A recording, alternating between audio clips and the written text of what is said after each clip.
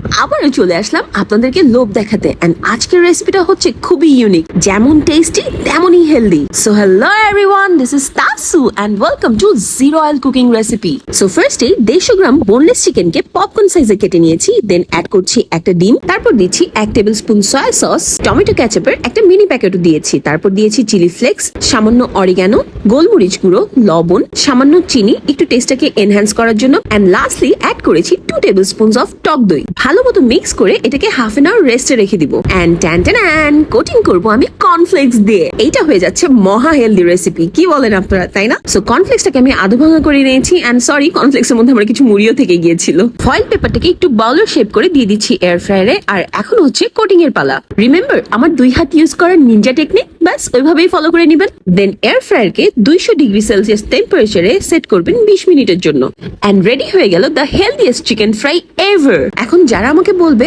আপু আমার বাসায় তো এয়ার ফ্রায়ার নেই, এটার অল্টারনেটিভ অপশন কি, এন্ড আমার অ্যান্সার হবে আপু ডিপ ফ্রাই করে খেয়ে নিন, এত হেলদি খেয়ে কি হবে। It's actually finger licking good. কেএফসিতে বানায় না, কর্নফ্লেক্স দিয়ে ওরা এই যে কোটিংটা করে, যার জন্য এমন রিয়েলি ইয়াম। ভিতরে যেমন ঢুকেছে সবগুলা মশলা, সি হেভি হয়েছে। আমার ভিডিও যদি আপনাদের ভালো লেগে থাকে, please don't forget to like, follow and share my page. That's it for today. Thank you for watching. Tata, see you again.